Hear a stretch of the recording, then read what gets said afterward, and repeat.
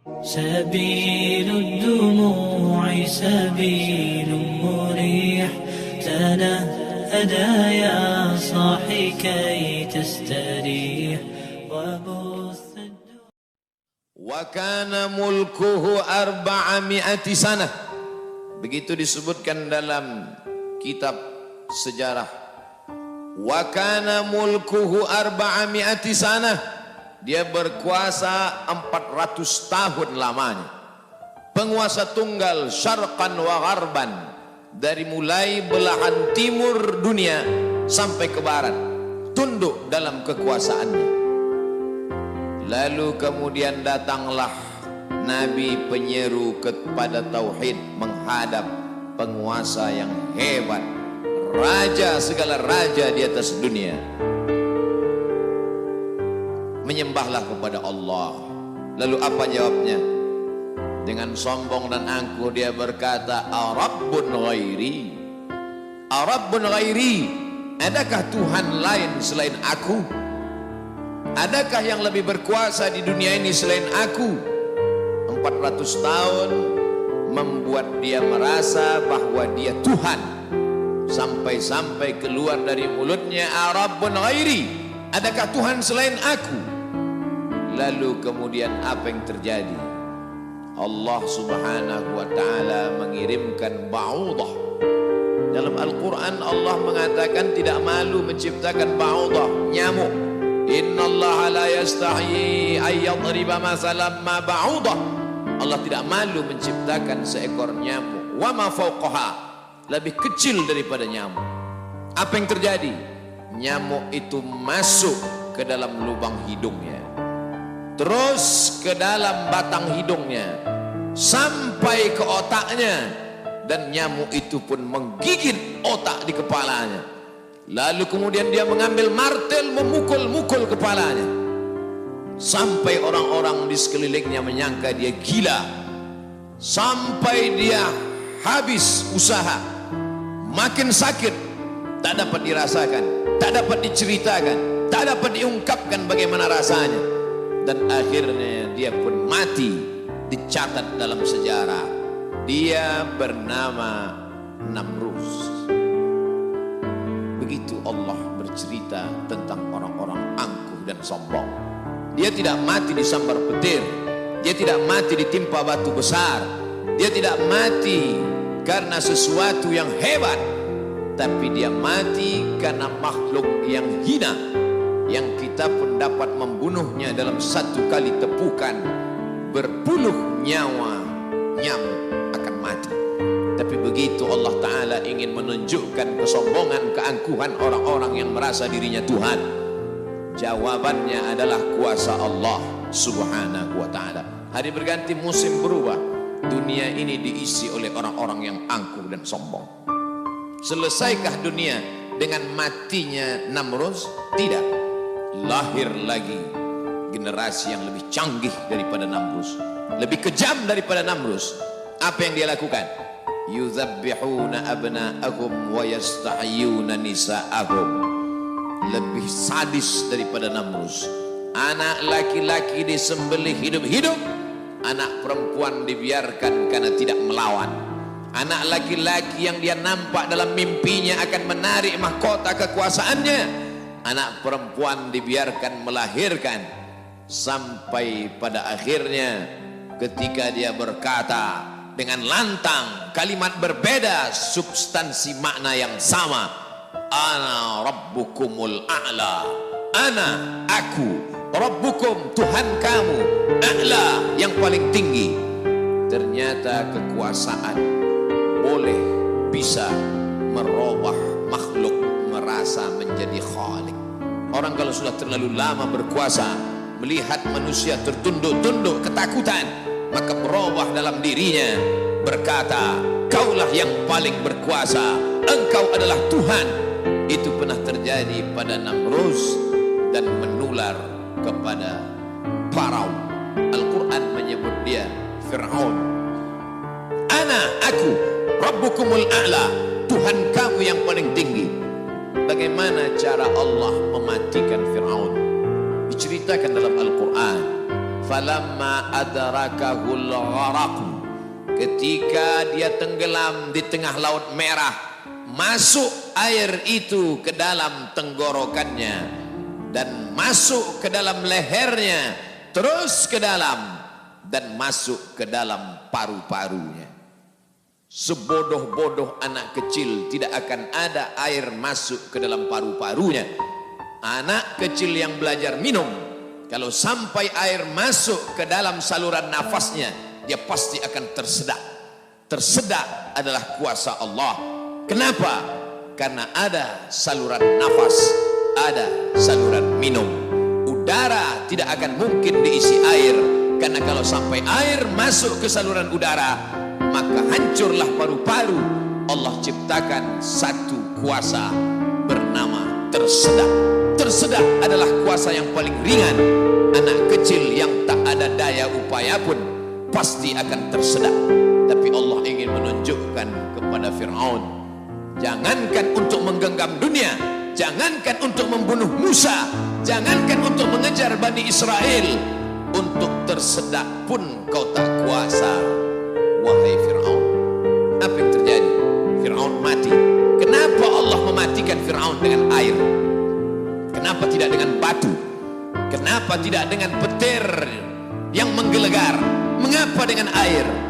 Karena dulu bayi yang tak berdaya itu dihanyutkan ke tengah air. Wa auhayna ila ummi Musa, kami wahyukan, kami ilhamkan, kami bisikkan ke hati ibu Musa, an ardihi, susukan anakmu. Fa in khifti alaihi, kalau kau takut anakmu ini akan disembelih Fir'aun, fa alqihi fil yammi, hanyutkan dia ke sungai. La takhafi, jangan kau takut, wala tahzani, jangan kau sedih, inna radduhu ilaiki, kami akan mengembalikannya kepada engkau sesuai dengan cerita yang kami kehendaki. Waja'iluhu minal mursalin, dan kami akan menjadikan dia salah satu daripada rasul yang kami pilih. 5 di antara rasul itu, salah satunya adalah Musa alaihi salam. Musa, bayi yang tak berdaya, dicampakkan ke laut, dicampakkan ke sungai Nil, selamat. Bayi yang tak dapat berenang, bayi yang tak ada kuasa, bayi yang tak ada daya upaya, selamat di atas air. Tapi penguasa, raja di atas raja, segalanya bukti-bukti kuasanya sampai hari ini menjadi bukti. Satu di antara 7 keajaiban dunia adalah piramid yang dibangun oleh Fir'aun.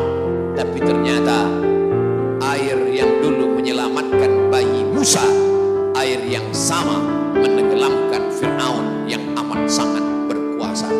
Sekali lagi Allah ingin bercerita kepada manusia bahwa mudah bagi Allah melenyapkan makhluk-makhluk yang sombong, yang merasa diri gagah perkasa, manusia yang terkena penyakit amnesia, terlupa bahwa dia hanyalah makhluk, paru-parunya ciptaan Allah, udaranya titipan Allah, hembusan nafasnya dan tarikannya semua atas kuasa Allah. Mestinya dia berkata, la haula wa la quwata illa billah. Berakhir episode Fir'aun.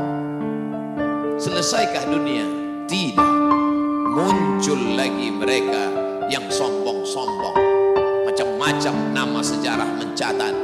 Abu Lahab dengan bangganya berkata, sebelum Abu Lahab datang, datang lagi seorang pria perkasa dengan tentara bergajahnya bernama Abrahah. Dia ingin memindahkan Ka'bah karena baginya bisnis di Makkah harus dialihkan. Nun, jauh di Yaman, berseberangan dengan Laut Merah, menyeberang ke Afrika.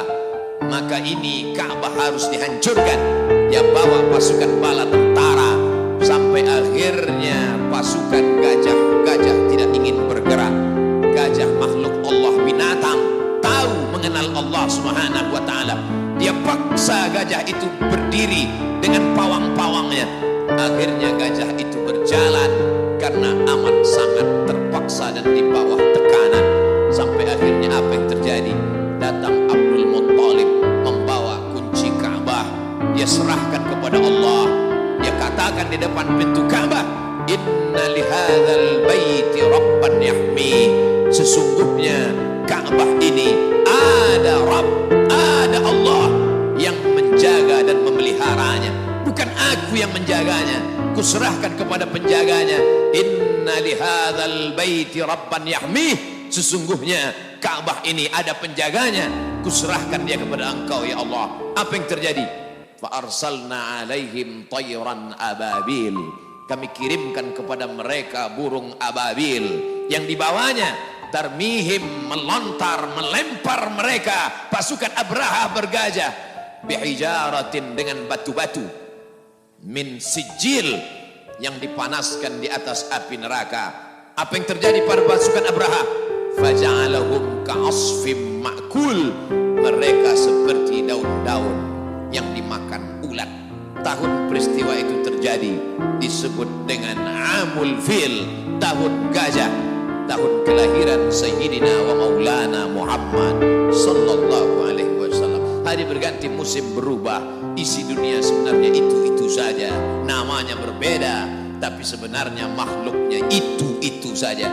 Dia pernah bernama Namrus, dia pernah bernama Fir'aun, dia pernah bernama Abraha. Selesaikah dunia? Belum. Dunia terus berlanjut, melahirkan makhluk-makhluk. Ada yang rendah hati dan tawadu, ada yang zuhud dan ridha, ada yang mencari kemuliaan Allah, ibtigha'a mardatillah. Tapi ada yang dititipkan harta dan kuasa. Pertama dia merasa dia punya, lama-lama dia merasa alam semesta pun bersimpuh sujud di kakinya, karena dia lihat tidak lagi ada orang yang berani mendongakkan kepala, tidak lagi ada yang berkuasa, tidak ada lagi yang berani bersuara keras, lantang, semuanya ketakutan.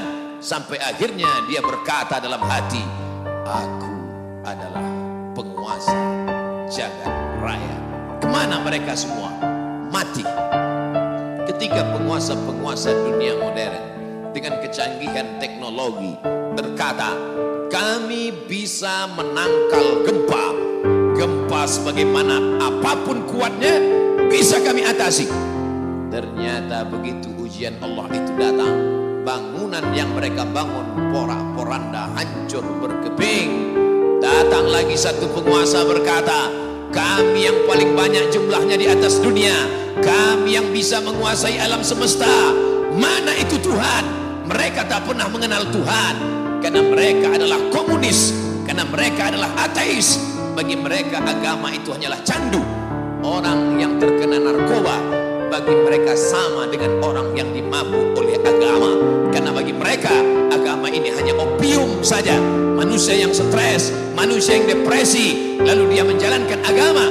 Agama bertentangan dengan komunis, agama bertentangan dengan keyakinan ateis. A tidak, T Tuhan, is keyakinan ateis, keyakinan yang meyakini tidak ada Tuhan.